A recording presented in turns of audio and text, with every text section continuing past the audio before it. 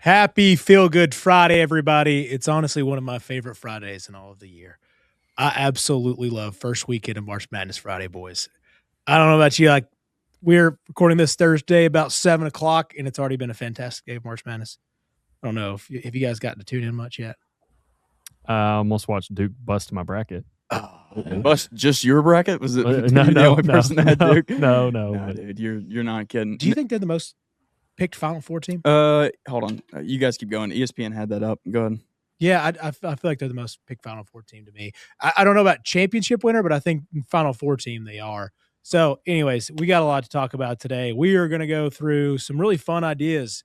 If you had $1 million and you had to pick it on March Madness, how you split it up. We have so much more coming down the drain. We got what we're watching right now. Dude, this is a great time. I don't know if you guys saw the Spider-Man trailer. I did, actually. Us and everybody else alive, I think. Yeah, I hope so. Just like Duke in the brackets. Had 2.1 million likes, I think, within like an hour on That's Instagram. Sick, I know, dude. Yeah, I know. I'm very excited. So a year of excellent movies, and then next year is actually even better somehow. We got a lot to do, but first, Joseph, hit that theme music, brother.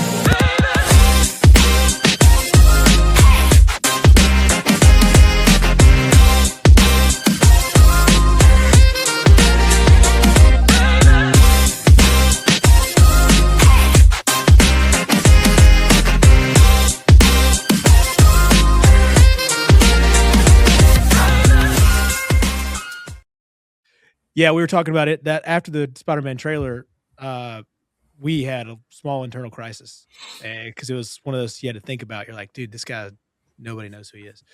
But somebody that everybody knows who they are from the satellite remote office in Alabama, the man, the myth, the legend, Greg Larnard. Welcome back, brother.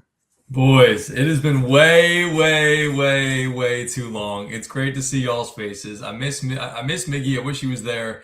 But it's good to be back on the show. It's been a long time, but man, that studio looks awesome. Well done. Great job. I wish I was there to help. Thanks, man. Yeah, it's been a doozy. I'll tell you what, this is a big thank you to a lot of people. And the first thank you, I'll toss it to Drew. Yeah. For our first ad read. Hey, the people that made this studio possible, they're also, if you don't know, they're related to me. So I can vouch for them on two levels. Ideal Yachts, our primary business partner. They have been great. They supplied a lot of the funding for the studio. Patrick and Sarah, Marty, Landon, they know the business inside and out. They specialize in all sorts of boats. I went to the what did I go to? I went to the Chattanooga Boat Show. I learned a little bit more about their business. They are actually brokers, so they can sell anywhere. They don't have territory. They are licensed in Florida, which is important because you have to be specially licensed in Florida to sell boats. So please check out Ideal Yachts today. If you have a boat need, and tell them that Chatt It Up Sports sent you. That's awesome. Yeah, I don't know what we do without them. I don't know. And the studio's not done yet. There's a lot more decorations that have to go in here. Yeah. Time's tough, but we'll get there. We'll figure out time. Unfortunately, both of us have bachelor parties this weekend, so it's going to be I know, right? First task. It's going to be rolling through. It's a busy spring. I will say, speaking of busy springs, Coach G, real quick, dude, you guys are on one hell of a run, buddy. One hell of a run. Northern Alabama softball is mid-major madness right now. Don't jinx us. Don't jinx us too much. But yeah, 19-6. Great start to the season for the girls. Super excited. Man, like in 1 week, we had 4 walk-off wins, 3 of them via the home run. Like it's been insane. Took 2 out of 3 from Central Arkansas this past weekend. We go to Austin Peay this weekend. So really, really excited. It's been awesome. This is a real special group that we've got. And yeah, I mean, I've said it from the beginning. Like when I first got here, just seeing the group that we had and the talent that we had, I really thought that something like this would be possible. We had Ole Miss 2-1 going into the 7th inning. We've got Alabama next week. We go there. That's obviously going to be tough because they've lost like 2 games all season so far.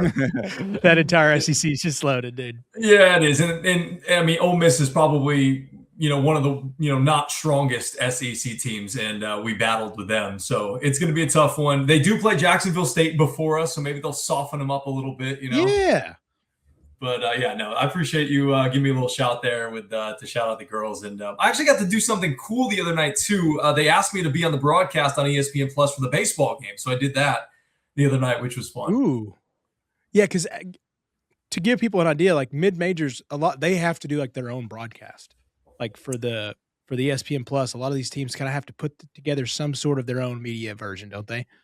Yeah, it's they have like within the departments, they have their own crew and stuff like that. Like they've got a trailer that they, do all the producing out of, and then, they don't show us at all on camera. Like when I was working at ESPN Lafayette in Lafayette, Louisiana, and I went and did a couple of ESPN broadcasts for their baseball team. We had like a camera in the studio, like in the booth, and they'd show us sometimes, but this one was super easy. Like I literally showed up with a hoodie and shorts on, and I'm sitting in the booth. They didn't even open it up, and just got a chance to sit back and call some baseball. And it's been a while. I don't think I've done it since I was in Louisiana, so it's been a very long time. Well, I guess I did do some when I was at Chattanooga State. Yeah, you poked around in Chat State and Lookouts once or twice. I did, yeah. You're correct. I forgot about that, but yeah, it was cool, and it was a good setup. A lot of good guys around there and girls that helped do all the camera work and everything, and it was fun when we were on ESPN Plus for the game against Ole Miss. Like they had extra cameras there. They had like a dugout cam, and you could see all the girls getting hyped and everything like that. Mid-game, the basketball coach showed up. He was hanging out in our dugout. So it's just been a real cool experience out here in North Alabama. The season's going really well again. Knock on wood, we got to keep it rolling. Our second season just started with conference play. So got to continue to take care of business. If we can get at least 2 out of 3 on the road, most times, I think we're going to be in good shape and then take care of business at home. But yeah, it's been fun so far. And man, these girls are awesome. I wish you guys could get a chance to see them play in person, but it's just been a lot of fun so far. Heck yeah, dude. First year down there, you're taking on much more responsibility, we know. So, oh yeah. Dude, awesome. I don't know if I told you guys, but literally like right before the first game, we're going out to coach our bases, me and the head coach, and she's got the tablet that you call the offensive signs on. And she just, before we're about to go, she's like, all right, you ready? I was like, yeah. She goes, I don't really want to do this. You do it. Okay, cool. Wild card. Yeah. Coach. No big deal. Coach, come on now. So yeah, she actually told me about that yesterday. We were talking about it a little bit at lunch, and she said, hey, it's actually kind of nice not having the responsibility of making all the calls and doing that stuff. I was like, great. I love the responsibility. Give it to me. I'm happy to do it. I'm in. Yeah. Big 3 about Carolina. Okay. I'm excited, boys. This is March Madness. Appreciate your softball takes. That's all I got for you today, G. Thank you. Yeah, that's fine. I appreciate you giving me the time to talk a little bit about it. You're welcome, buddy. But I do want to pitch it off again to Drew, because Drew's running the show operation today. You brought up some very, very good ideas, my friend. Oh, I did? No, okay, did. Cool. I thought you had a good idea. I thought it was a good show rundown. I was very excited to have this. Mm-hmm. So, yeah. Way to take initiative, Drew. I'm trying, dude. Lateral, come bro. back. Hey, trying to take responsibility, be one of the greats, just like the guy on my shirt here. That's right. Look, you can get a little bit clearer view. So, a little bit of day one recap. I mean, some fun surprises. I mean, Siena about beats Duke. Siena can't throw it in the ocean in the second half, unfortunately. Yikes. They kind of ran into the hot cold, because I think I looked. They shot 55% from the field, something like that in the first half. And then I think they finished the game sub 45. So, it went real sideways in the second half. I think if Siena even shoots average, I think that Duke team goes down. What is that? Would that be the second 116? Third, yeah. Because they did it back-to-back years. Remember, I'd forgotten about FDU doing it. Yeah, FDU. Yeah, versus Purdue, right? Yep. Okay. So yeah, that would have been interesting. I mean, there were some other things. I mean, High Point beating Wisconsin. We had oh gosh, his name's escaping me. I watched their little white guy that was shooting from the logo. Chase something. Yeah, Chase Johnson.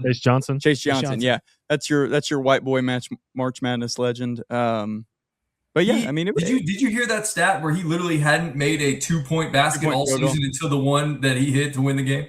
Hey, there were some pods out there that were circling him. It's like he was going to be the guy. And of course he delivered. I mean, just unconscious from the 3. So that was the biggest upset that happened today. But because we're shooting on Thursday, this is going to come out on Friday morning, 6 a.m.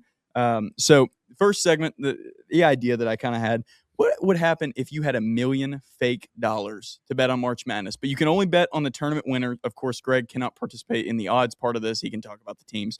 But what would happen if you had $1 million fake dollars? Chase, say a relative of you leaves you, somebody you've never met. They die. You have no idea they exist. And they're like, a lawyer called you, $1 million. But the stipulation is you have to bet it on March Madness.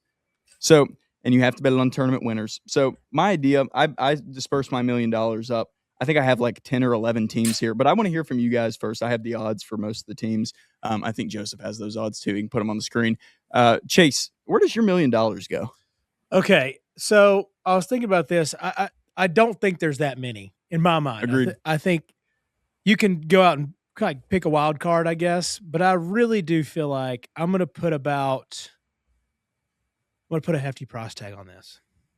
I think I'm going to go $400,000 on Arizona. I had 250 on them at plus 380. The all odds are pre-tournament this morning. Yes. So that I had them at plus 380 this morning. I think you're spot on. They're clearly the best team, right? Like Yes. if they play their best, if they play their game, talent wise, coaching wise, just everything wise, they are damn near impossible to beat. Yeah, because that's the thing too. Is if you've not watched college ball, I think a big thing is for everybody is, hey, Arizona's got 3 starting freshmen. Every freshman this year, I feel like, has a point in time where they are the best player on the floor, and they're also the most composed player. And that is just what all these top-tier freshmen are right now, is incredibly composed, and they're also just the best players at any point in time. And then they just happen to have the Big 12 Player of the Year as their point guard, who's also a senior. So you're never going to lose control defensively, offensively. They can shoot the rock. They just don't want to. It just shows how good they are. They're third from last in the country in 3 points taken, 3-pointers taken. But they just get to the bucket, dude, and they lock you up, and they'll beat the holy hell out of the first round. This team that I think tomorrow night, I think it's Long Island. Yeah. It's over. Yeah. That's a 30.5-point favorite. Yeah. Arizona's awesome. They would be a hefty pick. Yeah. So at plus 380, you're probably talking about a little bit over $1 million return there. So you get your $1 million back if Arizona were to win. Secondly, I had $200,000 on Florida. So I know that Florida odds-wise, they're plus 750. At least they were this morning on DraftKings. It looks like up there, that's about where they are. I don't know. I mean, it's kind of hard to go back-to-back, but also they return a lot of that team. Now, they are missing Clayton and Will Reichert from last year's team.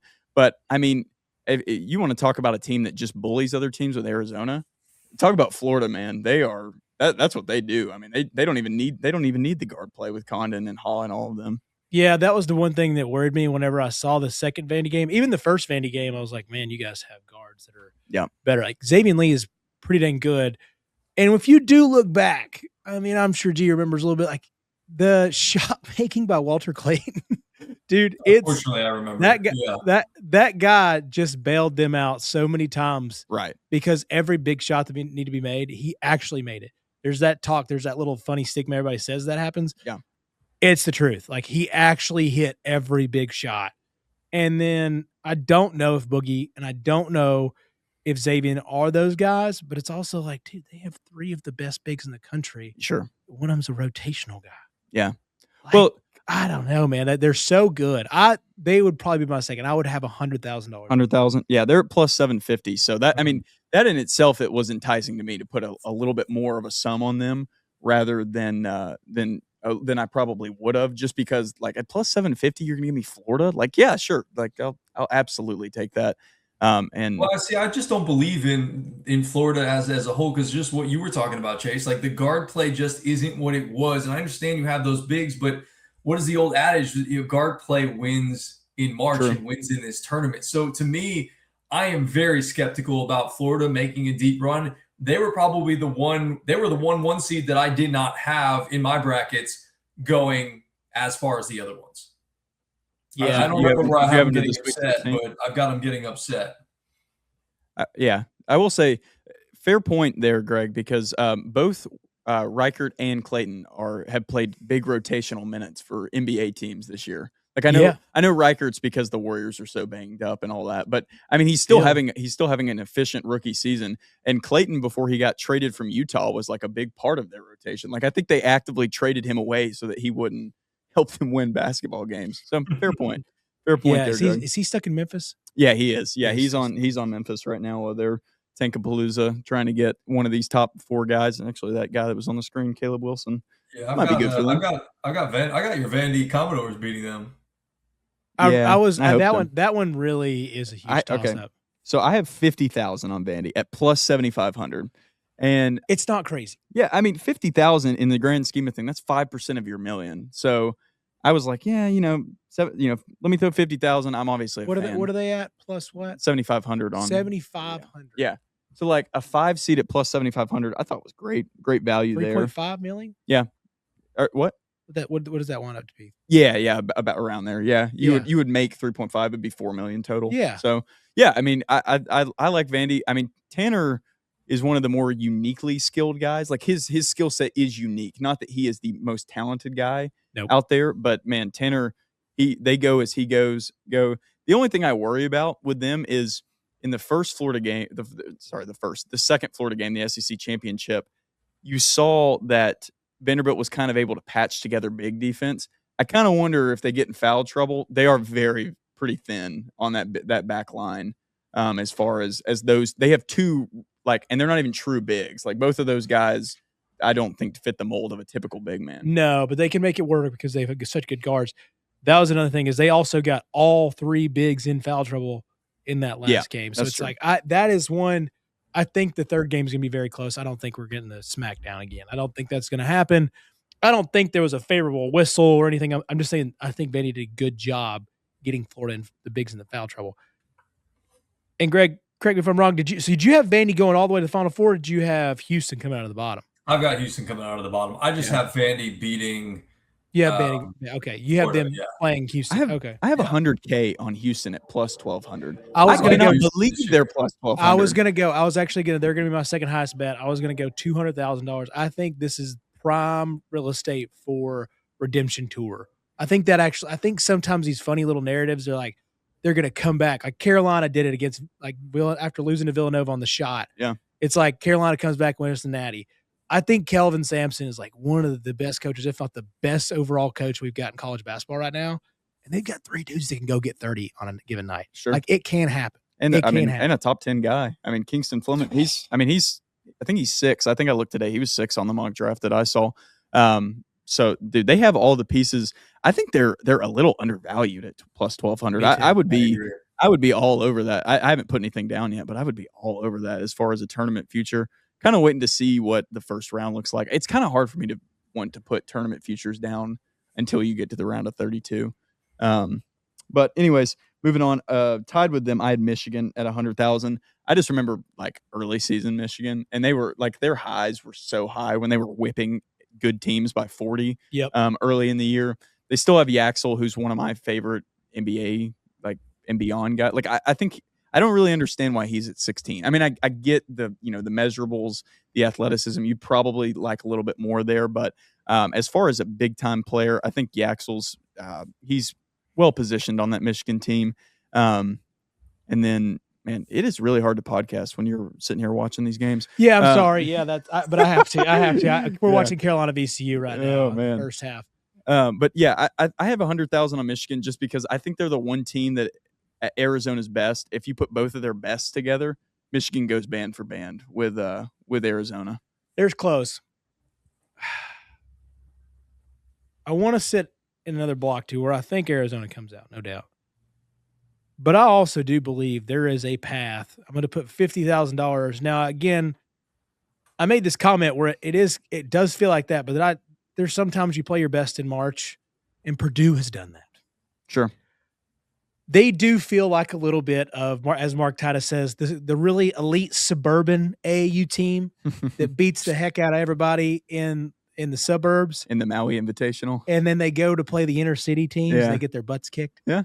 That's how I feel a little bit about Purdue early on. That's changed. When you go out and you win that game versus Michigan in the Big Ten title, I was like, oh, yeah, that was big time. All right. Braden Smith's kind of awesome. So, yeah, you got elite guard play, the best passing point guard in the country. Senior leadership, some decent bigs. If you can beat Arizona, you can beat anybody. So, it's kind of one of my, I think they can do it. Another redemption story. Got to a championship game. Give them a shot. I don't know. But do you guys feel like sort of have like this stigmatism? Like there's a couple of teams that I'm just like, I don't care what seed line you're on, based on your history, I just can't seem to believe in you. Yeah, like Duke. I think Purdue is like one of those teams for me. Like I agree. Like you listen to, what is his name? Ryan Hammer. He's talking about teams and the formula of like how these teams can go deep and what teams have the best chance, to win the national championship. And he's got Purdue up there.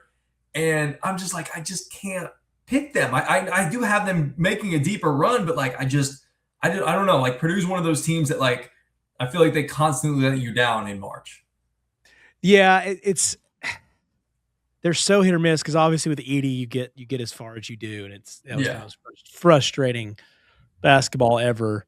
God, I will. That is, dude. I dislike a lot of Duke players, but I've never disliked watching a team like I did those back games. But yeah, does feel like a team that like. The only reason I put a little bit of chunk on there was like I just feel like. And how much do you have with Purdue? 50. 50. And what were their odds? I didn't have them down. They're up there. But yeah, it's just 1900. Oh, that's good value. Yeah. It's not one of those things to me where I feel super confident in it, but I see a path. And if they do play like they did in the championship game for the Big Ten, then I'm like, all right, maybe. But today we've seen Big Ten's not really rocking out very well. So we've already got Ohio State and Wisconsin out. I thought Wisconsin High Point was an awesome game today. This is game of the day for sure. No question there. I mean, Louisville USF threatened to be for a little bit, but hey, Troy Trojan fans, I feel for you. I think there was some momentum there, and Chase's bank account too. I think there was some momentum there about Troy being that 13-4. Man, they came out just about as flat as a board. Yep. That was tough. McNeese kind of came out and gave y'all a little bit of trouble. Yeah, dude. I was talking with a family member of mine. They were asking me about my bracket, and I'll be honest, this is the least I've ever spent on brackets. I think I did 2. I think I spent like 4 minutes a piece on them. But they were asking me about it, and I was like, I'm a little worried because it feels like everybody's just penciled Vanderbilt into the second round already because they had a great SEC tournament run, but I was like, Vanderbilt's also lost some really bad games this year, like already in the flow of the season. Now they were a little bit banged up, but still, like there were some SEC losses they took that were terrible. But I mean, McNeese is always going to give teams, a good game for the most part. I think there was one 2 years ago where everybody picked them. Was it against? Who was it against? It was another 5-12 or 4-13. That was when Will Wade was there, correct? Yeah, Will Wade was there. Yeah, everybody was picking him, and they got blown out. That's the one year that they got blown out. But yeah, McNeese always good. Nebraska Vanderbilt should be one of the better second round games if as far as competitiveness. So. I was very happy for Nebraska.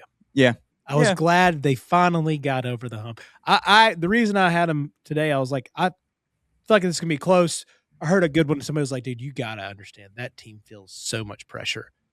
And I don't know what it was. It was kind of early on in that game. They went on that first little run and they hit a walk-up triple.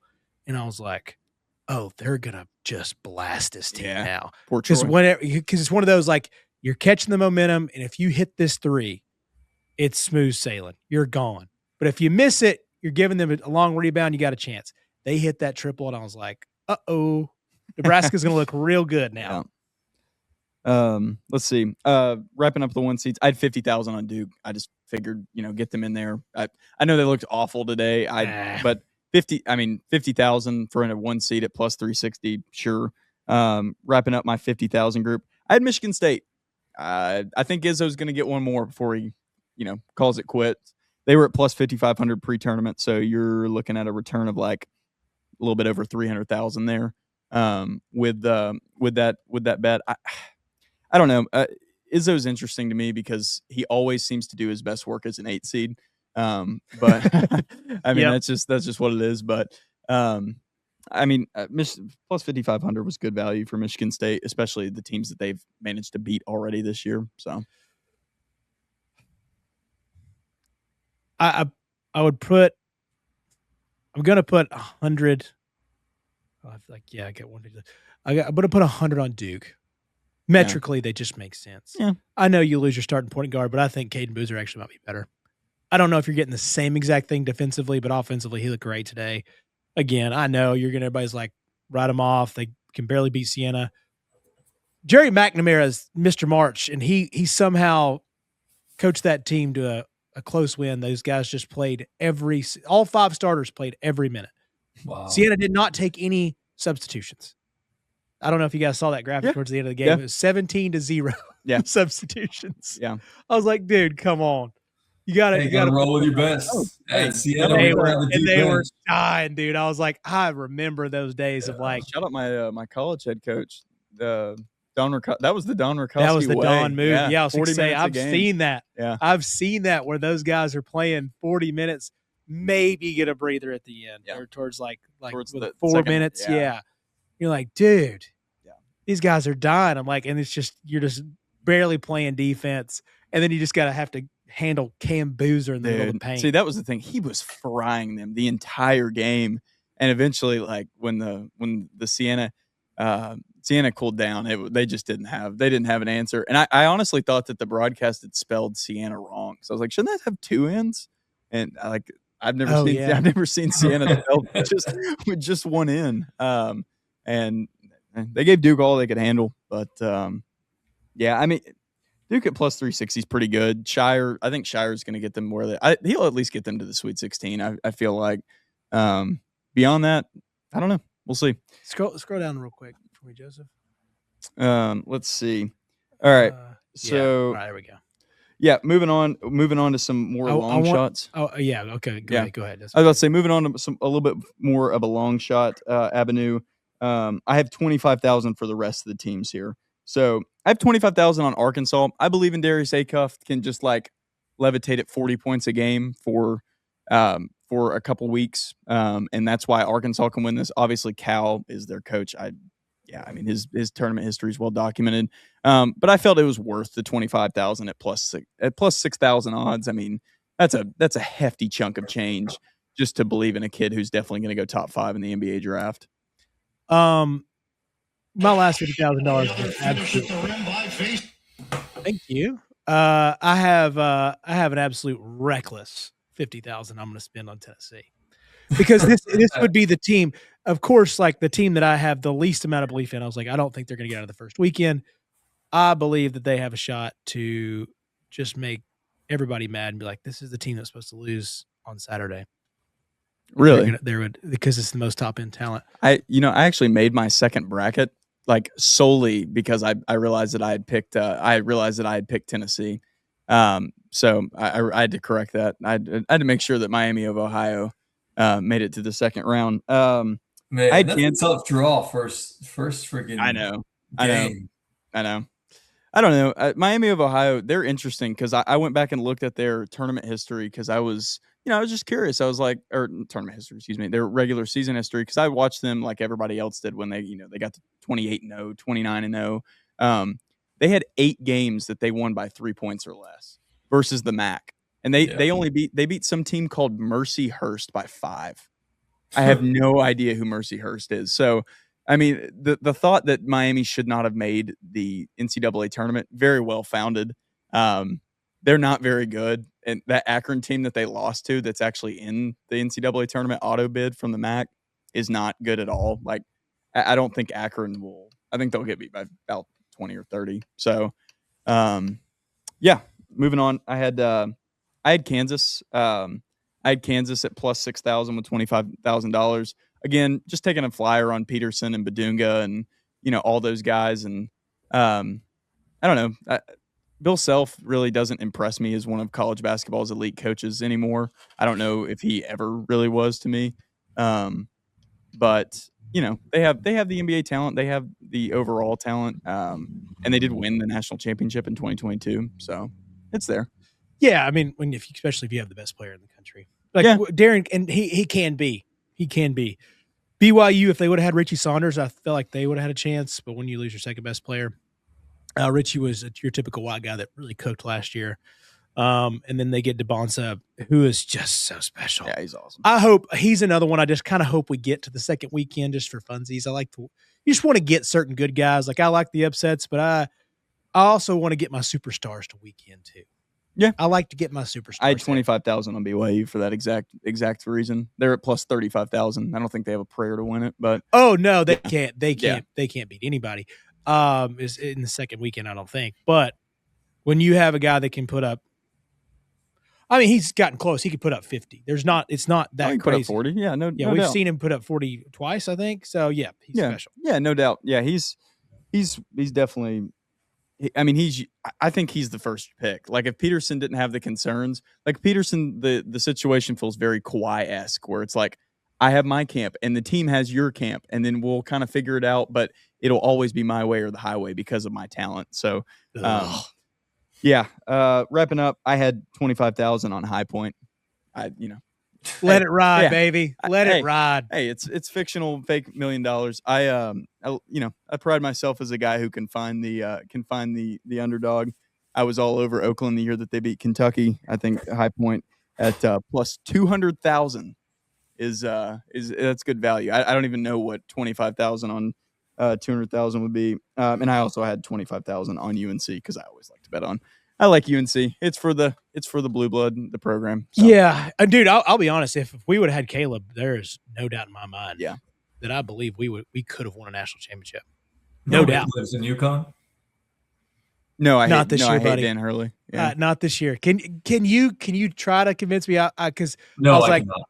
No, I was going to say because they are a team right now.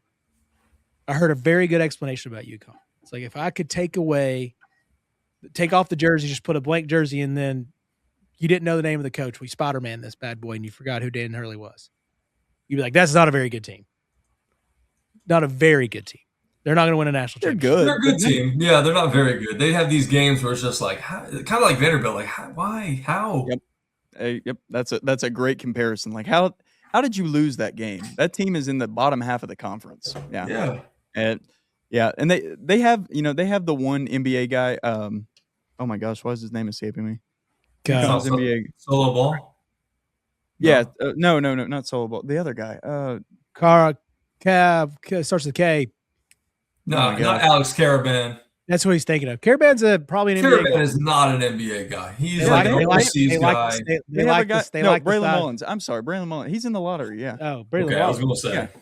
Yeah. Braylon Mullins. He's in the lottery. They have him, but like they don't have that elite guy that normally bails UConn out of a lot of problems. Like they just have the Dan Hurley guys this year, and I don't know. I don't know. I hate watching Dan Hurley coach basketball, man. Everything is about Dan Hurley all the time. Like Dan Hurley wins basketball games, he's got to complain about how much the ref screwed him over. Dan Hurley loses basketball games, he's got to get kicked out. He's got to tell everybody about how the ref screwed him over. Can't stand him. Hope they lose first round. No offense. Gee, I do want to tell you this. It made me feel so good. There was like a weird. Obviously, Dan's not been there super long time, but it gave me a nostalgia of the old Big East when we had Pitino, Hurley getting in close to physical altercations like 3 times this year.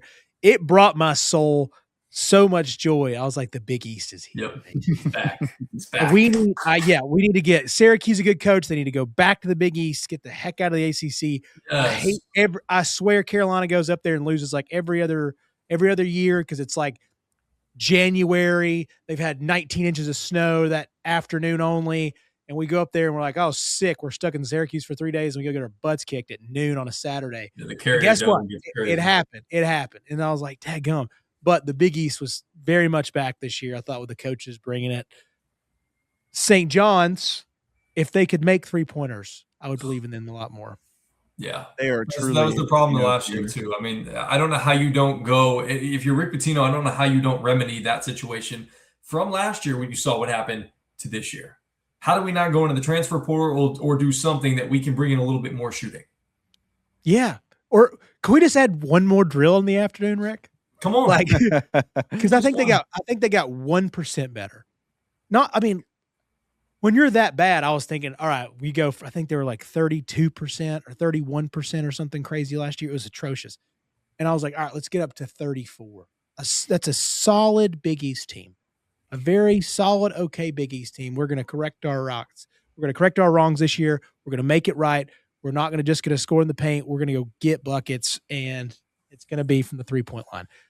They didn't fix any of that. It was a joke, man. I don't know. It makes me sad, but I think Rick still has a shot. I don't feel like that East side is as scary as the brands make it seem. I think there's a couple teams that could win over there. I think Duke there's some big brands. There's some big names. Yeah, that's what I'm saying. I think the big names are obviously going to come out of there because there's so many. Like, I mean, as far as a coaching carousel in there, and dude, I say what you want. I know Shire's not gotten there, and he's like, I guess he's now on the cusp. If he doesn't make this Final Four, he's got the most 5 stars to never make a Final Four. But I'm also like, the guy's coached his butt off, dude. Yes. I don't even like John Shire. I think he's a goober. But that's a nice way to put it. Yeah, I was trying to be nice. He's a dookie. But he's also a heck of a coach. I feel like they're going to get there. This team's so good. But I don't know. I feel like there's like 4 or 5 teams that actually would not blow my mind if they won. I think there's a weird path for a lot of teams. I hope. Would you take him? Would you take him over Hubert Davis? Oh yeah. Oh, Shire. Oh yeah. No, no question. Oh, yeah. I figured that would be. I would. You would. I just was curious about Chase. Look, I love Hubie because he gave us one of the most magical seasons. But we sold our souls for that season. Sold our souls to beat Duke twice, not once, but twice in the most perfect fashion. We ended their regular season. We ended his run for good.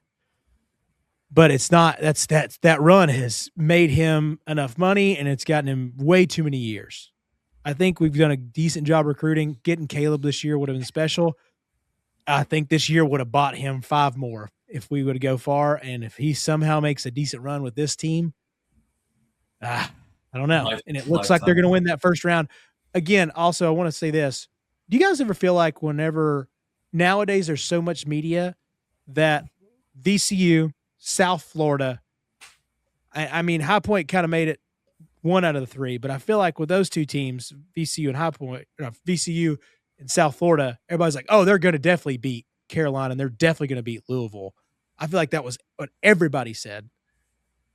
Do you ever feel like that always just comes back to bite that in the butt? Like it's like, oh, for sure. Public, we know better, Public. I know. Yeah.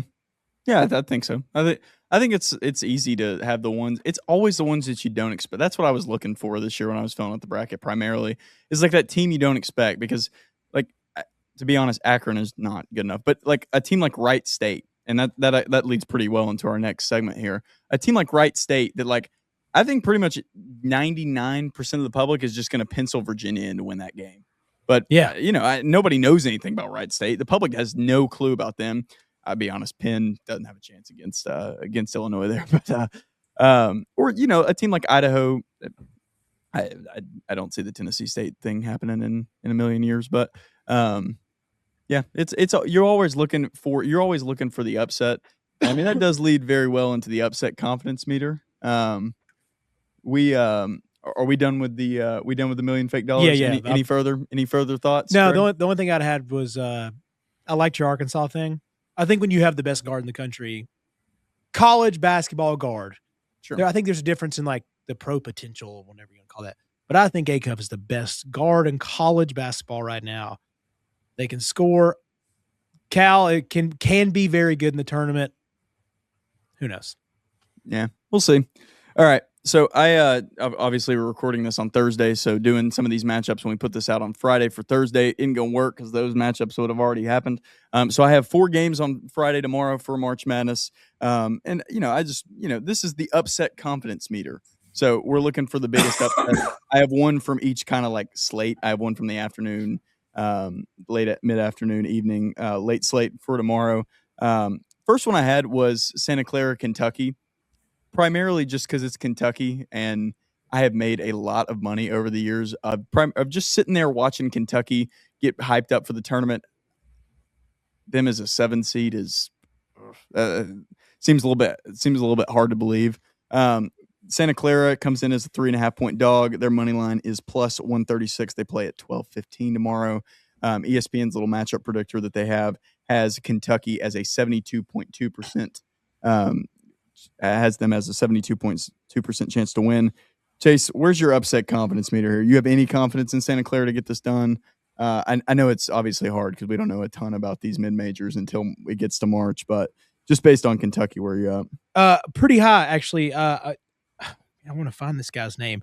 I want to give him a shout out. There's like a really cool guy that's actually from a book in Vegas. I feel like I saved this earlier. Anyways, and he does a really cool job, like on these tournament days or on the weekends for football. And he's like, hey, this is what Vegas needs. And I don't mean to make everything about betting. It's just more of those things like, hey, this is why these guys do well. He's like, we need Santa Clara. He's a book guy at one of the casinos. I think he's Caesars. He's like, we need Santa Clara. And here's why. He's like, everybody's going to roll in Kentucky. It's the brand. The Santa Clara team's underseeded. And, these guys just know sports. And he's awesome. And he was like, hey, Santa Clara's really good. The WCC's pretty good. I think these guys can win it. Kentucky is one of those teams that's kind of iffy. I think Santa Clara comes out. I'll be pretty high. I think I have Santa Clara in my bracket. Now, Kentucky did fit the mold. Surprisingly, I was looking at the efficiency ratings. I'm sure you guys saw this all week. It's like top 57 in offensive efficiency and then top 37 in defensive efficiency you got to be in to win a national title. Kentucky's one of the 4 SEC teams that does that. Yeah. I was pretty shocked by that. I was like, Same. Really? Tennessee, Joseph, Vanderbilt. Speaking to the mic, buddy. Yeah. Oh, it's true, yeah. Joseph was asking who's the other 3. Tennessee, Vandy, and obviously Florida. Alabama and Arkansas do it offensively, but they don't do it defensively. Shocking from a Nate Oates team. That's who would have thought? Yeah. Couldn't have guessed that one. I would like to see if there is like now, all these metrics have a little quip about them, like because of the possessions and the way you score on offense clearly creates the defensive like liability. So I'm like, I don't know. Alabama, I kind of kick out when you lose your starting guard to 2.5 pounds of stuff. Then, it makes it hard. I think Philon Jr. is one of the best guards in the country, but just don't know if they can do it. Arkansas, I'd kind of put them as a maybe, like we talked about just a little bit ago. Like, there's a chance. But Santa Clara, Kentucky, I don't know. Like, this 7 seed Kentucky just doesn't feel shocking. Where you at 1 to 10 upset confidence meter? I'm going to go upset confidence meter. I'm going to say 7.8. Wow. High. Greg? High. Now, upset confidence meter, Santa Clara? Kentucky's going to beat them by 50 tomorrow, but. See, when it comes to Kentucky, I don't know why, but I just feel like I have a lot of confidence in them being able to beat Santa Clara. Again, I don't know why. It might be those metrics that you were talking about, Chase, and I saw those, and for some reason, I didn't feel good about Santa Clara in pulling this upset. Again, probably going to look like an idiot, kind of just like Chase said. One of us is going to look like an idiot tomorrow or on Friday, but I'm going to go like 2.5. 2.5. Wow, that is way low. Just so you know, Greg, there's less than 500,000 perfect brackets remaining. So there's a lot of people that look like idiots, including myself. All of us. All of us. I mean, it's impossible almost. Yeah. All right. So 2.5 from Greg, 7.8 from Chase. I found myself somewhere in the middle. I believe in Kentucky's brand ability to choke this game away. Unfortunately, I think they're a pretty bad matchup for Santa Clara here. Especially if they get a good game from Owe, because I don't think Santa Clara is going to be able to guard him. I think despite the down year that he's kind of had statistically, he's been up and down, I should say. I think having the best player in the game helps, and I would describe that as Owe. I'll give it like a 4.7. I think Santa Clara can get it done, but I also think that I think if Owe has a good game, I just think there's no way. And the betting line makes me believe that Vegas is setting this one up hard. 3.5. I don't think Kentucky's a true 3.5 point favorite. I think they should probably be about 5.5, but they're trying to make some money with this one. You can kind of see. So I'd say like 4.7. Joseph, I know you don't have a camera, but any confidence in Santa Clara to get it done? As someone who has made money off Kentucky first round exits, let's go 5.5. Yep. 5.5 on the was all over the Oakland. Nobody believed me. Was all over Oakland that year. All right, next one, of course, near and dear to our hearts. UT versus Miami of Ohio. UT is an 11.5 point favorite. Miami, Ohio money line comes in at plus 440. ESPN's matchup predictor has Tennessee with an 89.9% chance to win. And I'll lead us off here, gentlemen. You can see my hat. I'm not a Tennessee fan, I promise. Yeah, go Vols. They're gonna run this team out of the gym. If I mean, watching this Miami of Ohio, I think I've watched like 4 games of theirs this year. Ament is going to eat. Miami of Ohio doesn't have a true big. Like they've running like 6'5" guys out there. Ament's gonna kill them. Like Akpar is gonna have a good day. Like Tennessee is going to, like, 11.5 points is not enough. They should probably be like 14, 15.5 point favorites. I would give this like a 0.4. And the 0.4 comes because I hate Tennessee. Like, Tennessee's going to roll in this game. It's very low. The only reason I would say this, I want to say 1.5. And that's just because they can bomb threes. They shot 45, 46 threes, and they shot poorly. I did think they looked a lot better. I don't think TCU was amazing, and TCU, not TCU. SMU. Yeah. SMU. Did you guys hear what they did? They lied to the committee. Oh, did they? Yeah, because their best player was supposed to play, and they're like, "Oh yeah, he's definitely going to play." And they sat him like right before game start. Why didn't he play? I didn't. He's been hurt. He's been hurt, and they're like, "Oh, he's coming back." They told the committee like, "Oh, he's coming back." So SMU got the last slot because they were like, "Okay, well, their best player's coming back. Like, they're going to be better." And they stiffed Indiana. They stiffed him. Dang. Wow. I really believe if they would have told him he wasn't playing, I think Indiana would have got in. Oh yeah, no doubt. No, your best player. Yeah. Yeah, that's like Texas A&M without Johnny Manziel trying to get into the college football playoff. Dude, it's crazy. So yeah, that was a funny piece. And so SMU felt like the perfect team for them to play. I thought they were way more, obviously SMU is like way more athletic and physical. Sure. But they're just not. I don't think they're like the most skilled basketball team in the whole world. No. They were just trying to be bigger and more athletic, where I think Tennessee is bigger and more athletic. But it also has a lot of talent. I think Ament's going to eat them alive. I actually think somebody like Carey is going to have a huge game. Good point. Carey and Akpar are just going to feast on them. We're going to have to make shots. We're going to have to play some guys because they do get up and down. They are a very skilled team. They're just not very big. They can shoot the lights out. So if they just get hot and they shoot some crazy percentage from three, because, dude, you shoot 20 for 42. That's an amazing night from three, dude. Good luck. So, and Tennessee has scoring droughts that worry me. That's why I don't feel like they can go very far. But I don't know, like that. It's pretty low because I just think Tennessee's going to come ready to play because everybody's been like, oh, they're losing the first weekend. And as a Tennessee fan, I've said this. So it's like they're going to lose the first weekend. Miami, Ohio is feeling themselves. I thought it was a great story. They played a great game. That was pretty fun to watch for Miami, Ohio. But I think they're going to get smacked again. I'm with you, Drew. I think this actually going to be like a 15 to 20 point game. Greg? Well, Chase just basically stole all of my thunder. What is the greatest equalizer in college basketball in March Madness? A white guy shooting 3-pointers? Yeah, it's the white boy shooting 3-pointers. Sure. And they have a lot of those. Yeah. They've got 2 of them. This Miami of Ohio team needed to lose a game before they got into the NCAA tournament. I'm glad they got an at-large bid. I've got this at like a 6. A 6? Whoa. At a 6.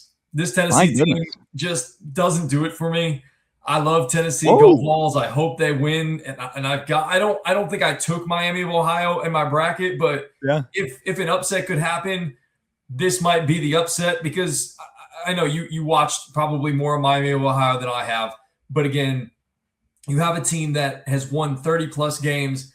They just know how to win. They find a way to win in March. A team that wins that many games throughout the year. I know they had a lot of close games and things like that.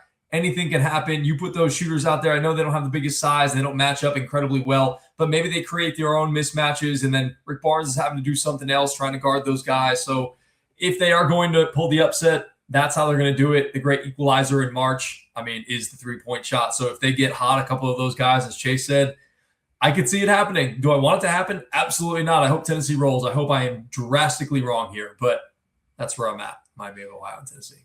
Yeah, because it's not crazy. It's not, especially when you get hot and they spread some people out. And, if it's a favorable whistle for Miami of Ohio and Carey gets in foul trouble or Akpara gets in foul trouble because they just can't guard the perimeter. And it's like, oh, shit, And they did get inside the paint. Like, they did get some runouts. Like, this is not just a team that bombs threes, and it's not Chase Johnson. That's all he does. It's like this team can really get out and run, and they're going to bomb it, and they're going to get some offensive rebounds because they're long rebounds. So, it's like one of those days, like if the ball bounces the right way and Tennessee's just doesn't care, like, oh, we're going to go out here and just be more physical. I just don't think that's totally going to work. I think these little white dudes out here have been, hey, we're going to get out physical every single night. We know how to deal with this. And they looked confident. That was one thing that scares the crap out of me. Is like when a team gets confident, I was like, shit, these guys, these guys can play. And they've had a warm-up game, like the nerves. That's fair. They've had a time to get themselves together. They've had time, like, if they had any nerves, they probably went out in the SMU game. Like, hey, we can do this, guys. Like, we're not just the 30-0 Mickey Mouse squad. Like, we beat a Power 4 opponent. So that's fair. Joseph, quickly, what you get sitting that? I'm gonna go like 3.8. Okay. For Miami of Ohio.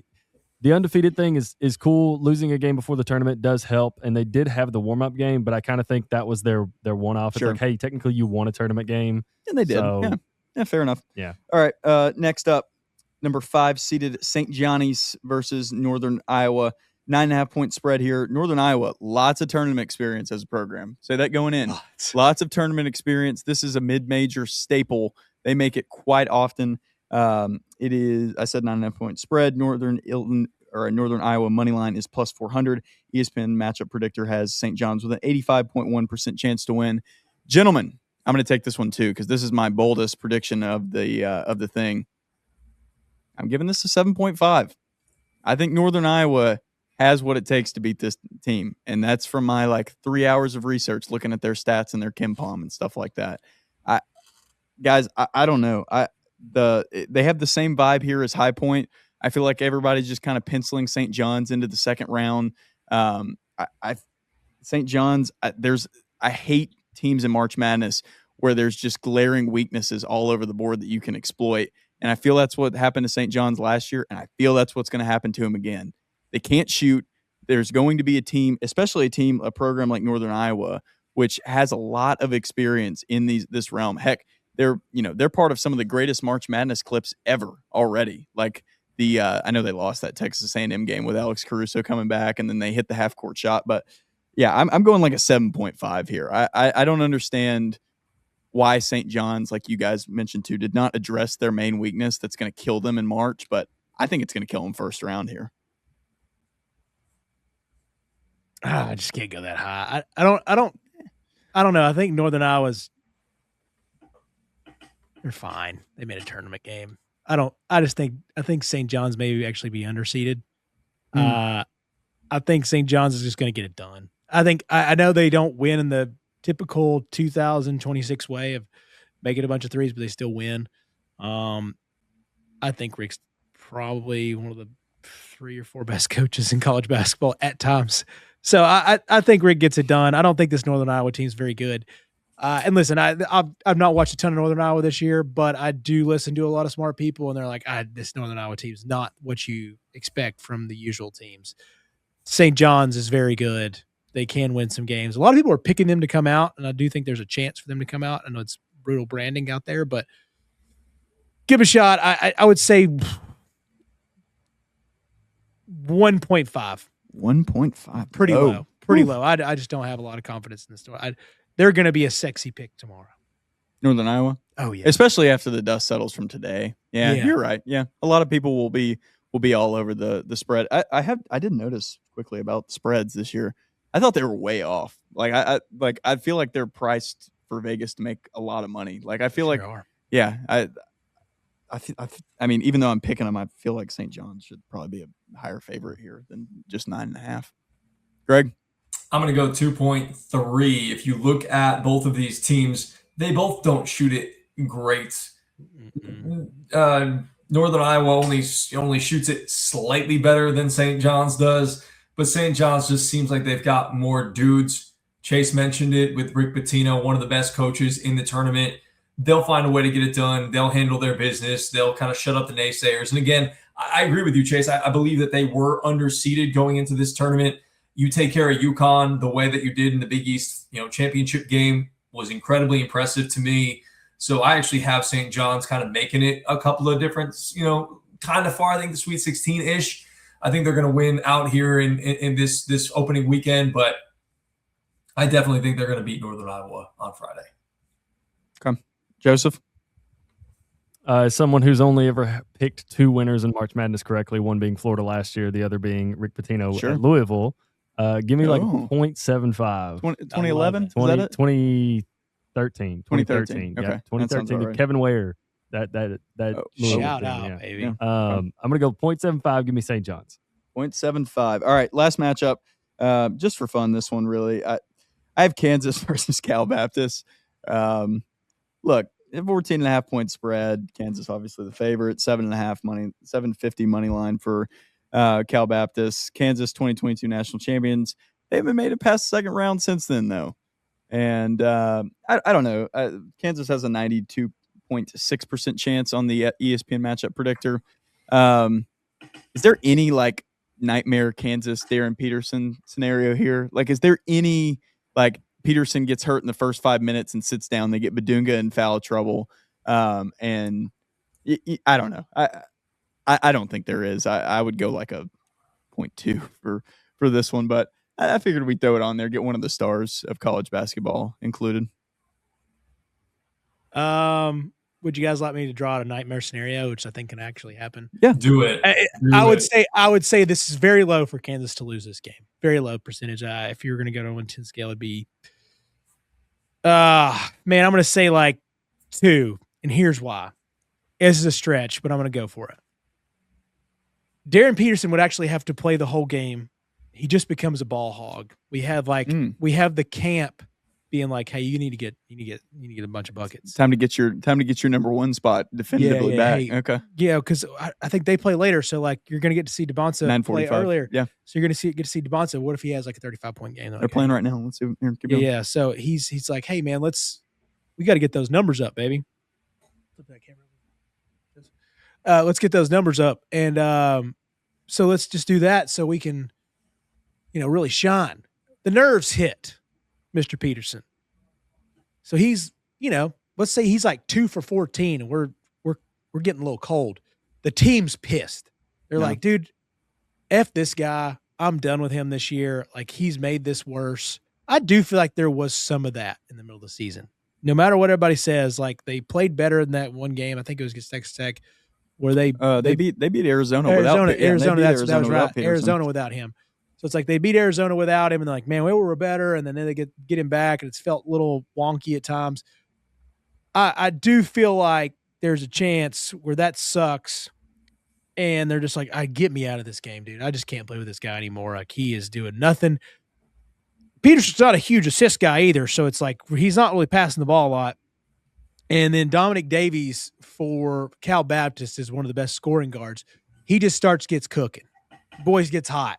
Little short lefty guard. It's always fun to watch in March Madness. He just gets cooking. They start spacing him out.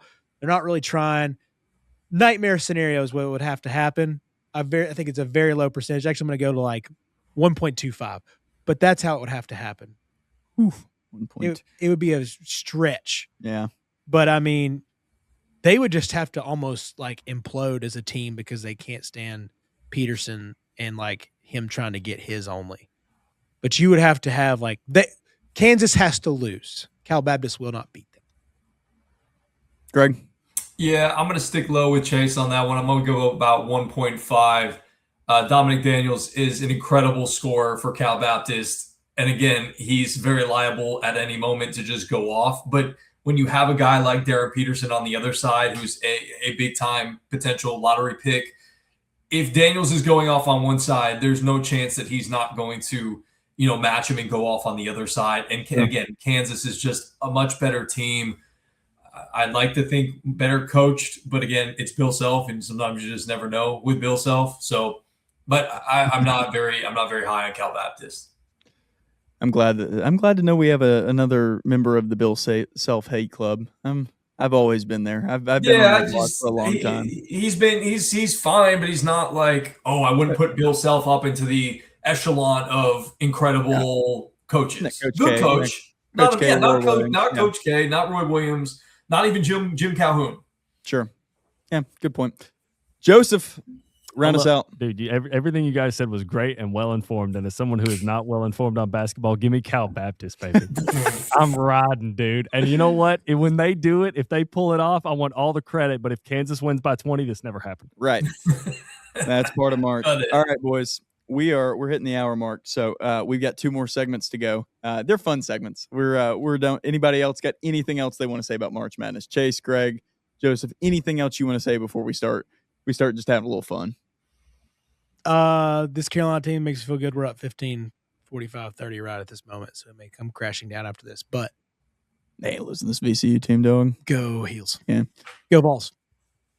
All right.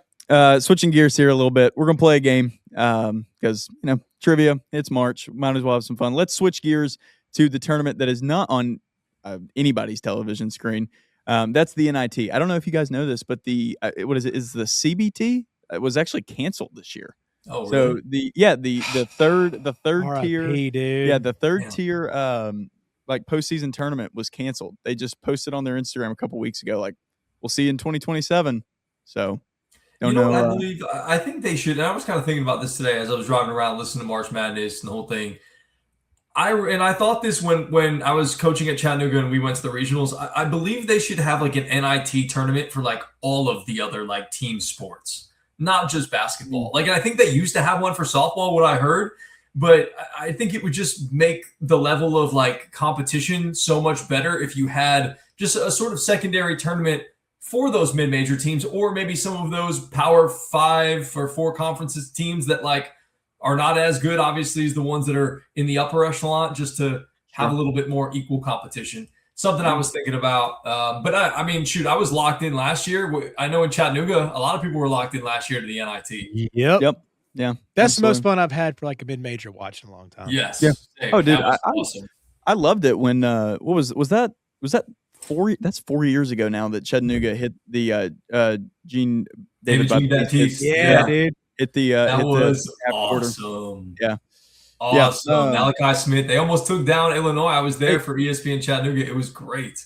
Malachi Smith on an NBA roster right now. Yeah, with the Nets. With the Nets. Yeah, 10-day contract right now. Yeah, he's good. I hope he's sick. Yeah, there's a lot of guys that made an NBA roster. The state of the NBA is wild because Jemai Meshack was playing center the other day.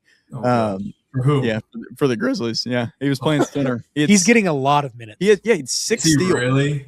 Yeah, he had 6 steals in his first game. Yeah, well, that's not surprising. He's a defensive stalwart. Yeah, but I mean, it's nuts. Their teams are pulling everybody up right now to play. Sharif Cooper getting a lot of quality minutes. Julian Reese, Juju Reese, Angel Reese's brothers playing for the Wizards right now.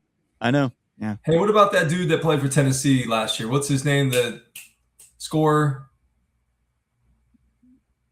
Oh God. I can see him. Chaz Lanier. Yeah, I don't think he's made the cut just yet. No, he's which is so funny. I actually thought he would find a role somewhere. I was like, yeah, he's definitely not as good as Connect, but Chaz has a little bit of Chaz has a little bit of how would I describe this? Good college player, not great college player. Where like the great college players get those chances, but he's obviously not an NBA guy. But yeah, you're right. I thought I thought Chaz would sneak his way towards the end of the season, but I haven't seen him. I like watching all these late NBA roster moves. All right, I'm sorry that derailed into. He's out of the Pistons. Oh, is he really? I don't know if he's actually on the bench. Let me see. I can tell. Yeah, or research that a little bit because I was wondering too. Like he recently played in a game as late as March 12th. Oh, look at that. Yeah, he is on. Oh, look at that. Yeah. He's on the Pistons right now. They just lost Cade Cunningham. Yeah. Oh, yeah, they did. Yeah, collapsed lung for Cade Cunningham today. Yeah, how did that happen? Do we know? I don't know. Generally, when that happens, it's some sort. They've gone under. They go and undergo some sort of procedure. Like every time that's happened, like the TJ Watt thing this past football season, they have some sort of procedure by the training staff and it goes wrong. So I don't know. It's like what happened to Tyrod Taylor too. What was he getting, like dry needled or something? And then all of a sudden they went too far and just. That's generally how it happens. So I don't know if that's what happened. They haven't announced it with Cade Cunningham, but he's out for like a while. Like collapse lung takes a minute to come That's back from. So Anyways, the NIT tournament is in full swing, and just for fun, I thought we'd play a little guess the mascot for some of the most bizarre teams in the NIT. All right, so first off, the Bradley University. What is their mascot? Bears. Closer than you may think. I'll give you a hint. They share a mascot name with an MLB team. Cubs? No. Nope. Bradley. The Grizzlies? No. No, it's not a MLB. That's They not share MLB. a nickname with an Yeah, MLB team. MLB. I don't know. It's just, um I kind of need to look at the MLB teams. Bradley. Don't overthink it. they share their name. and it's close to a bear. That's what's got me hung up is the Yeah. close to a bear thing. Oh, I'm thinking, okay. Sorry. It's not close to a bear, right? Not really. No. I mean, Oh, okay. it's closer than you may think, but no. It's an animal. Is it geographically? Is it a J? Is it the Bradley Braves? It's the Bradley Braves, Bradley University Oh. Braves. Yeah, they're all right. Next, UIC.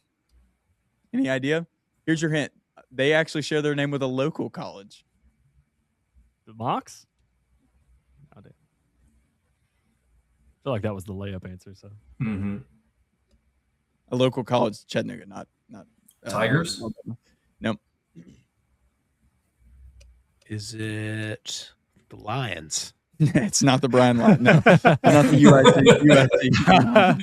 I had to go out on the limb there. Oh man, this is so annoying because they recently just played. I think they just played Chattanooga not too long ago, and I don't remember what their mascot was. So that's the University of Illinois, Chicago. Yeah. You know, I didn't look up any of these today because I was like, man, I want to be surprised because I feel like I saw the NIT and everybody. What is it? The only 4 Power 4 schools accepted an invite. Yeah. Seton Hall, Indiana, all of them denied NIT invites. Losers. Agreed. UIC. I couldn't even buy time. I don't know. Give us a hint. Another hint. Another hint. Is it an animal? It's an element. It's an element. Thunder? Nope. I know that's not Great. an element, but Local like, college element. Flames. Yes, it is the Yes, the UIC Lee Flames. Lee Yes, the Lee Flames. University I Flames. was Big going- ball, it- CG. Here, in my head, I was going through every single NAIA school, and he said an element, and I was like, I'm so screwed. I have no idea. Not- And then I was not- like, not an AI. D2. Let's Yeah. go back up. You Yeah. know? Yeah. All right. Okay. UNC Wilmington. This one shouldn't be that hard. Oh, Seahawks, easy. Bam. Yep. Okay. Nailed Didn't it. even need the Like hint. that's basically my hometown almost now. Yeah, at this exactly. point. Oh yeah, that's true. Dude, That's right. Yeah. I want to go back to Wilmington. I thought about that the other day. I was Hey, like, I'll be in wait. Charlotte next week. Enjoy, brother. Yeah. Nice. I Excited. can't. Wilmington is one of the best little hidden cities. We had a good time over there. You know, depending on what it looks like, you guys may get a vlog. For the Hornets game. I don't Hey. know. I'm still looking to see what it looks like. But okay, keeping it moving here. Seattle U. I would like to say the Supersonics, but I know that's not right. yeah, that's what it should be. Maybe This coming back. probably won't help. Okay. They share a nickname with a mid-major in March Madness in the big tournament.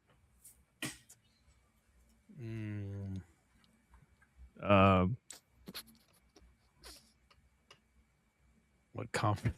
I have no idea where Seattle's from or what conference. they're in. Seattle? I mean, I couldn't even guess. no idea. Yeah, is it an animal? It is an animal. It's okay. It's I think it's a made-up animal. I think. Oh.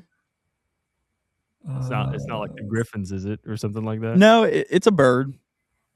It's a plane. It's The The Red Hawks? Hawks? It's the Red Hawks, the Seattle Nice. University Red Hawks, Miami. God. Ohio, yeah. Interesting. All right, 2 more. Both of these are named after some of our founding fathers. George Washington. Dadgummit. G-Dub. G-Dub. And it's as corny. That's your hint. It's as corny as George Washington. It's as The on the nose. Colonials. You're very close. You're right there. Is it the Colonels? Again, it's something along those lines. Just Governors. keep going. Keep thinking The the period. Admirals. Keep thinking the period. The Commanders? Nope. It's as on the nose as George Washington. Patriots? That is actually the George Mason Patriots. That was our last one. Yeah, that's our last Oh, one. nice, Joseph. Okay. God. Like, I can't believe that they put that. I hope they don't put this on their. No, it's not an army term, really. The Rebels? Okay. So, like, right on the nose. The Rebels is could not be closer. It is right there. The militia. Nope. What is the time period called? What is the war he served in? The revolutionaries? They are the George Washington University revolutionaries. That's real? That's real? I think so. That's insane. What? The George Washington that sounds That sounds definitely dicey for the times, brother. Yeah. But I love it. They're the revolutionaries. All right, gentlemen. Look, it's been a lot of fun. I think this is my first show back, not just Greg's. So it's been fun being back on. Hour 10 each week. I kind of just want to do a nice laid back, relaxed segment. What'd you watch? What'd you read this weekend? What's something you saw on television? You went to the movies. You saw in an article. It can be literally anything. Of course, we'll start the Drew movie reviews again sometime soon. But what's something you watched this week? It's a busy time. How about you, Greg? Well, one of my favorite shows of all time has just recently gotten a revival in Scrubs, so I've been all over that. I freaking love it. It doesn't have Disney Plus, the what? Disney Plus, right? No, it's on Hulu. Hulu. Okay. Yeah. It doesn't now have you have to go through the Disney Plus app. It doesn't have quite the same feel as the original. I don't know if any of you guys really dove into it, but it's still really cool. And I really believe that it's just sort of a slow start here. And I hope that they're going to continue to expand it and get into some more things. It's funny because I'm watching like 4 or 5 like different shows right now that are like coming out one show at like week at a time. And it's so frustrating. I literally just want to be able to sit there and binge watch something whenever I want. I hate having to wait a week to watch something. There's like 4 or 5 shows that I've got that right now. But Scrubs is top of my list. And you guys know me. I'm very nostalgic when it comes to that. So I loved it. I love it. I feel that those reboots specifically are so hard to stick the landing. Like, it's because the writers, directors want to adhere, because you have to adhere closely to the original, or else the original fans will be like, no, this is nothing like what I remember. But you also are tasked with bringing in new fans to the franchise and new people to watch the show, so that it keeps getting more and more seasons. Because let's be honest, like I know Scrubs is super popular, but like there's only so many people who are going to tune back in from a show. When did Scrubs go off the air? I have no idea. I believe it was 2009. 2009. So there's only so many people that are going to keep Scrubs that near and dear to their heart, like you do. Honestly, like they've kept it really relevant, because during COVID, Zach and Donald, they're like literally best friends in real life, and they did that rewatch podcast. Okay. And they've gotten they've kept a lot of the fans engaged over the years, and I think that's part of the reason why they said, okay, let's come back and let's try to do this revival, because we have such a positive reaction to this rewatch podcast, and people are wanting another season, and they got a lot of the main characters that were there the first time around to come back. And it's playing into people's nostalgism. And you're right, Drew, because now they have to say, okay, how do we build on what we had to again attract a new audience? Because I do believe that there is a high contingency of people that came back that were Scrubs fans originally and said, hey, I'm at least going to give this a chance because I love the characters. And again, I listened to the podcast. I got so involved in them at a time their life was so crazy, and they were able to kind of just invite us into their world. And now we want to see it play out again on screen, 20 years later or whatever it is. Yeah. Chase, what'd you watch this week, or what'd you read? It doesn't have to be a television show in the digital world. No, I want to give a quick, very brief conversation on this, because I watched, as any dude, sometimes you just get invested in like, oh, there's a new action movie on Netflix. I'm gonna go watch it. Yep. It was War Machine with Alan Richardson. Oh my gosh, I watched that this week. You did? Yeah. Very interesting concept. Is that guy's name? Alan Richardson. Yeah. Interesting concept. I hate that sometimes your mind's like, yeah, that'll never happen. Because you're also watching a movie about an alien warship, basically down. So it's like, why does your mind become rational when you're thinking about a very irrational concept in a movie? So that part of my brain kicked on, and I was like, yeah, Alan has no shot and he would not have survived that shot. He wouldn't survive that. And you're like, dude.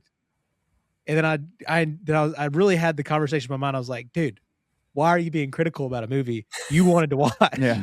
And so it is one of those movies. It's like, dude, this is a dumb war movie because you wanted to watch it. And it wound up being pretty good when you're like, quit critical thinking a movie called A War Machine. It was solid. I mean, it was like, it was your most Netflix. That's the thing. I watched that. I watched Spencer Confidential and The Gray Man. Those are all like along the same lines. Oh, Like your yeah. dumb Netflix super high budget action where you're just like brain off. And in War Machine, the most invincible guy in the script breaks his leg in half in like the first 10 minutes of the action. I know. We lost the best guy. And he's invincible on a stretcher. Everybody else gets murdered and burned and destroyed. But this guy on the stretcher, he just keeps chugging along. I do want to ask you guys this. Do you guys feel like these action movies, we got into such a high standard of violence that I'm going to attribute it, I think it's because of The Boys, the show. Oh, yeah. That every death in all these action movies is just horrendous. And I was like, Hannah walked in on one time and she was like, oh my gosh, why do you enjoy these movies? And I'm like, it didn't used to be like this. We used to kind of just see a guy die, like, you get shot, you just saw a little blood on the shirt, and you're like, oh, okay. Now it's like eviscerated legs, and it's brutal. And I was like, that's one thing I thought about in this movie. I was like, man, we got to get real violent these days. And I get it, the standard's too high. But yeah, I thought it was a fun action movie when I sat and stopped thinking about it too critically. But good stuff. But yeah, those are some good movies on Netflix. Yeah. Have you guys watched Shrinking at all? Yes, that's one of the shows I'm currently watching. Okay, yeah. When you said I'm in the mode, that's the only one I'm watching right now. That's week in, week out. I do enjoy Shrinking a lot. It's it's sometimes it's a mood type of thing for me sometimes, but yeah, it's a good one. I had so I started a new PI show. It's called RJ Decker. It's on Disney Plus, Hulu, whatever. I think the apps are combined. I don't know. It comes up on Disney Plus for me. It's got Anthony Starr, the leader of the lead of the boys as RJ Decker. He's a PI in Florida, ex-con PI in Florida. Man, it's interesting.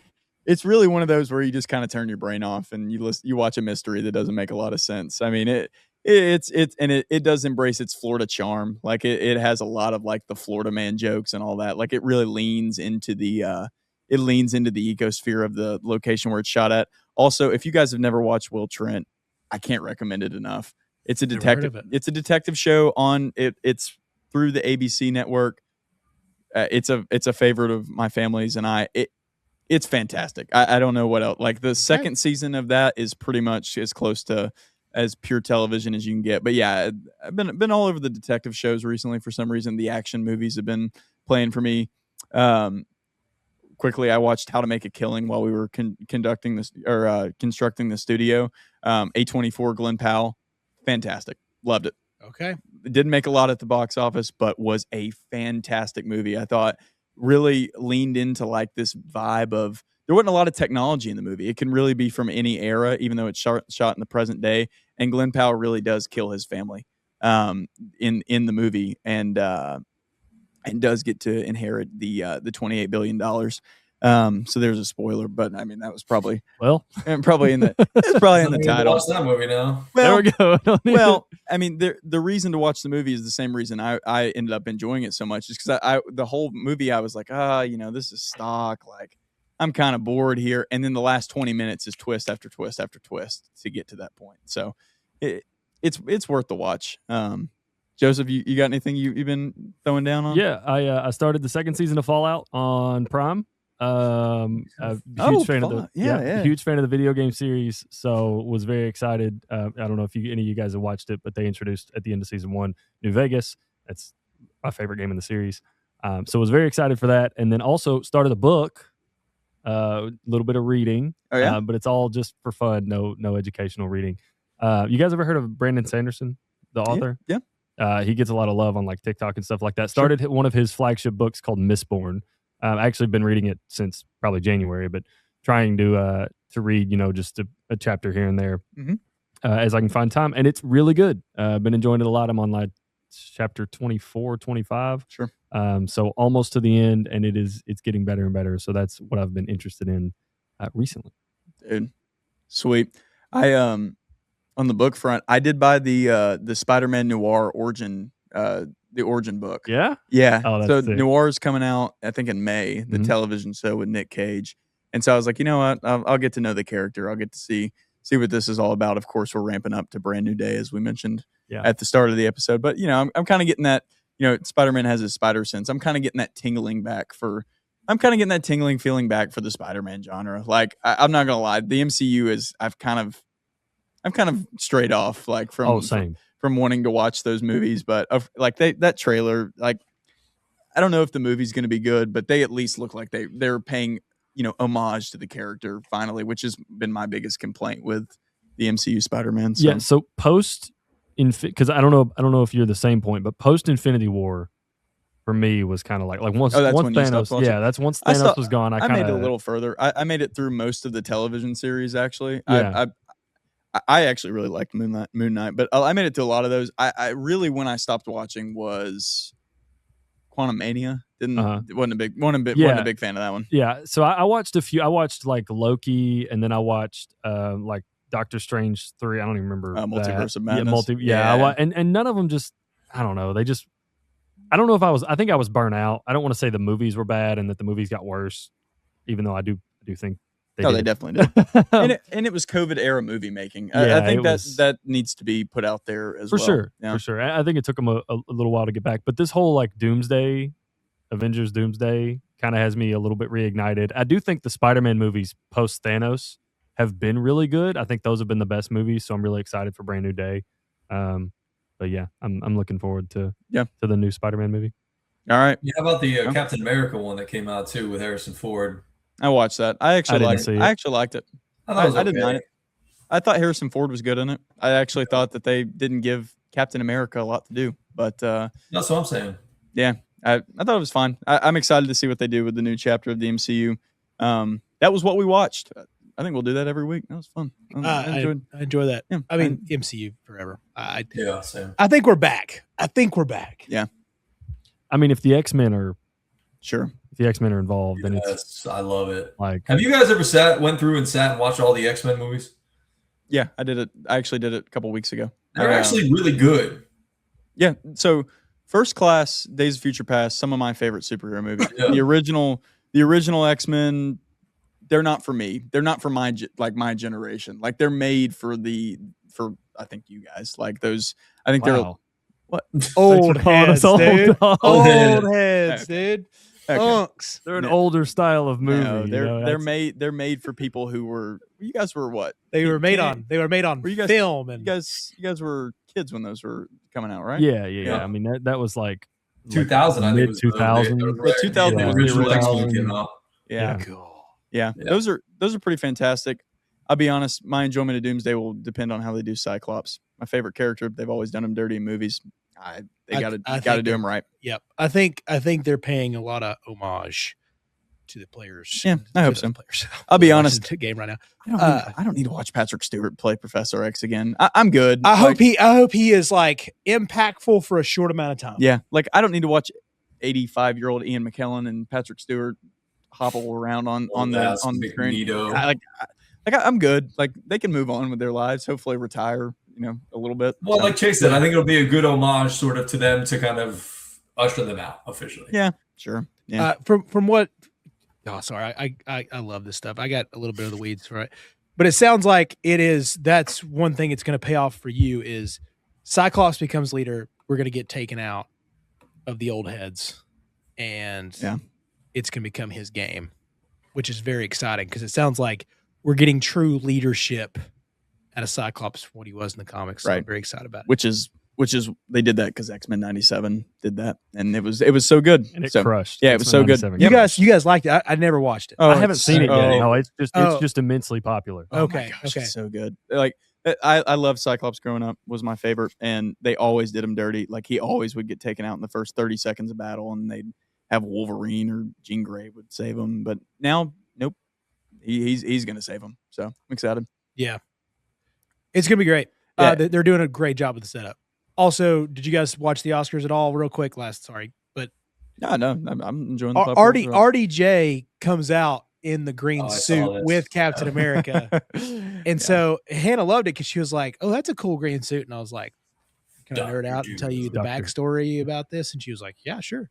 Yeah. So she actually enjoyed that because he's charismatic, and she's like, "Oh, I know who he is," but and obviously everybody loves Chris Evans if you are in the female population. So Yeah, dude, he's really good in that gray, man. I mean, I know his post Infinity War work hasn't been everybody's favorite, but I like him as a villain. I think. me too. He was great. Yeah, he's good in that. He's good in Knives Out. Like, Yeah, I that's what I like. was gonna- Yeah, I like him in both of those. Was he in both Knives Out? No, just the first He one. First one, was. Yeah, he was the bad guy in the first Bad one. guy, right, first that's one, Yeah. Yeah. Did you guys Daniel ever Craig. see? Did you guys ever see the Christmas movie with him and The Rock? Oh, Red one? was that Red One? Is that what Red that's one, called? Yeah. Yeah, that's good. I thought it was I thought- solid. It wasn't amazing, but it was okay. solid. Yeah, it's falls in the category of Netflix blockbuster slop for me, but it was good. Was that? It's turn your brain off. Was movie. it? Yeah, was that on Mhm. Prime? Is that what that came out on? I think it was Yeah. out on Prime originally. Yeah, Well, no, I mean it came out in the theaters. yeah, but Did it? was it really? Yeah, I saw it in the theaters. Oh, okay. I had no idea. I didn't know that either. I thought for some reason I did think it was this Prime movie Straight too. to Prime. Yeah. Yeah, which that's another thing is like they're getting so good at these movies. I mean, I know it's not perfect, but it's like, hey, these movies on the networks and streaming services have become pretty awesome.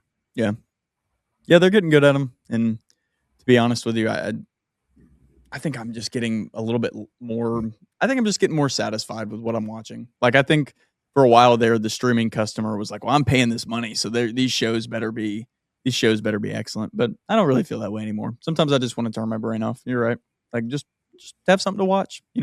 Not complain too much about it. Yeah, I mean, I'm not gonna lie to you guys. Turning my brain off at night has been a big one because I'll watch just some of the dumbest content. Like Barstool just puts out so much. I'll just watch. The other night I was like, "What am I doing?" I watched like them play basketball. It was pros versus Joes. Did you guys see this? Yeah, Jason Williams. Yeah, and Doug Edert was out there. Yeah, it's like 5 studs versus as many Barstool employees as they could possibly get out there, and they would just roll 2-on-2, 3-on-3, 4-on-4, 5-on-5, 5-on-6, 5-on-7, so on and so forth. So they got to 15, and I was like, it looked like absolute chaos because I guess I got in there at like the 11 versus 5 game. And I was like, what the fuck is this? There are so many people on a basketball court.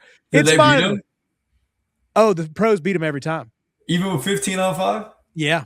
I think it was like they got them up. I mean, it's just like average dudes, and not like your pickup dudes. This is like, it's heartbreaking to watch because also it does is as good as I feel like I used to be. Watching our Saturday morning pickup games nowadays, if you were to live stream it, it would look like that. Whew. It's tough. But yeah, I actually recently just bought a basketball because we have a hoop at the field. And I was just like, man, I just miss shooting baskets. So I just, before the game on Sunday, I went out there and I was shooting around because I got out there early and a couple of girls came over and they were shooting with me. And this one girl always brags about how good she is. Used to be a basketball. So we went over there today before I had to go to my workout. We shot around a little bit. So I've been putting up a little shots here and there. It feels nice. It does. The bachelor trip that I'm going on this weekend, we got a house with like this weird, it looks like they just put a bunch of like 2x6s down as the floor outside. It's going to be a very interesting half court. Oh boy. I'm so interested to see a bunch of 35-year-old men out here playing 3-on-3 on the lowered goal. It's going to be so funny. I can't wait. Oh, that's going to be hilarious. Take some videos. Yeah, you got. Oh yeah, I can't wait. We'll have a little recap on Monday. Perfect. Wow. Anything to plug, Greg? Assistant Coaches Lounge. Yeah, we just had a new episode drop this past Wednesday. Ryan Iamiri, I always mess her name up. Is assistant softball coach, director of player development for the Alabama Crimson Tide softball team. So obviously our biggest name so far with our biggest program there. I've got some other things in the works. I've been trying to get in touch with one of the assistant coaches from Florida. She actually just texted me on Thursday. So I'm going to try to get back with her. She just had a newborn. So that's obviously, Chase, life is crazy with that. So we'll see about that and trying to set some things up moving forward. We might get associate head coach for the Chattanooga Mocs, Scotty Kilgore, in the mix. So just be on the lookout for that. We've already got a couple of episodes out there. They come out every other Wednesday since we're in season and things are crazy, obviously, right now. Swag. New studio. it's not finished. We have a lot more to do. A lot more camera angles to work. A lot more lighting to do. A lot more decorations. There's actually a Green Bay Packers sign up there. You just can't see it right now. Yeah, and lots more content coming from Chatt It Up Sports. Thanks for rocking with us. Thanks for being here. Thanks to Ideal Yachts, of course, our main primary channel sponsor. And we will see you next time.